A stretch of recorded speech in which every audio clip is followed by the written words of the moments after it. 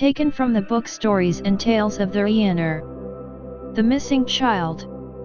It tells an ancient story of Erigmador, that when children lose themselves from the hands of their parents and wander the city alone, they always end up roaming the narrow streets of the northern outskirts of Erigmador.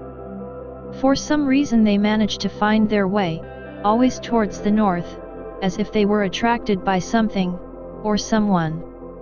They say that a beautiful girl with long red hair and white skin, pale as the dawn, cares for them, attracts them, and brings them back safe and sound. That story tells that the girl brings the children back to the doors of their homes without mishap. That is why the children of Erigmador play quietly inside the city, because they always entrust themselves to the girl with red hair. They know him with Vitrera's name, for some forgotten reason. Vitrera, that is the name by which the safety of the children of Erigmador is entrusted, but such a person does not exist. Vitrera is nothing more than a dream, an idea, or a legend. It is nothing more than one mistake after another covered by the dust of time and oblivion. Vitrera is the name of the goddess to whom parents entrust their children in the Central Kingdom, but she is nothing more than an illusion. Vitrera tells the books that she is a minor goddess of ancient times to whom floral offerings were made, during the beginning of what at that time was called the Ascendant, which is what we now call the warm season. There are no records prior to those, because we are already talking about old books of leaves gnawed by the centuries.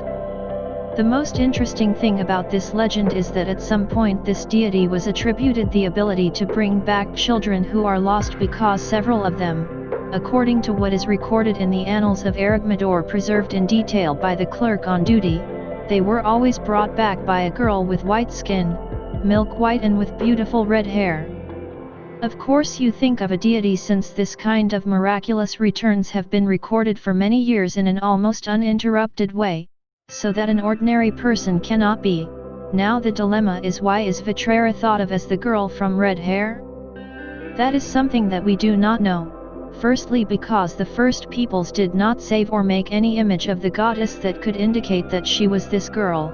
But the stories of the past draw a deity of the forest with long red hair as the protector of the first centrals, and this suggests that she herself is the one who continues to care for Erigmador's children. A crazy idea? Maybe it is. However, how is it called Vitrera? Apparently reality has been distorted at some point, as it usually happens with these things, especially because reading The Scarlet Sun, a book where the lives and events of the queens are briefly summarized of the kingdom of Erigmador in an almost uninterrupted way, you can find some reference to a first queen or leader, rather, of Erigmador, although in those days the city was not called that, and that apparently its name would be Vitrera. It is necessary further analysis, but there are several scopes to this fact found in ancient books in the Erigmador library, which point to a great first leader and who would have been known for having red hair, although one might wonder, what does this have to do with lost children? It is difficult to say. Normally one does not talk about ghosts, but it may be that the one who brings the children back is a girl similar to her, an heir to the first line of Erigmador, or an ancient caste of forgotten heirs who prefer to live in complete anonymity. All this can serve more to increase the legend than to extinguish it, and without a doubt it is a tasty point to comment on. Is it possible that this first queen had a family, or even more, an heir? This is all something that I could also investigate further, but I have not been able to make an appointment with the current queen of Erigmador, so accessing first source information or the royal library that is rumored to exist in the palace is something that is definitely not within the reach of this historian. It is all that I can report regarding this urban legend of Erigmador, my esteemed benefactor Therianor Pyreal, the great alchemist. A cordial farewell, Belater the legendary historian. If you like our work, do not forget to like it and subscribe to receive notifications of our next stories.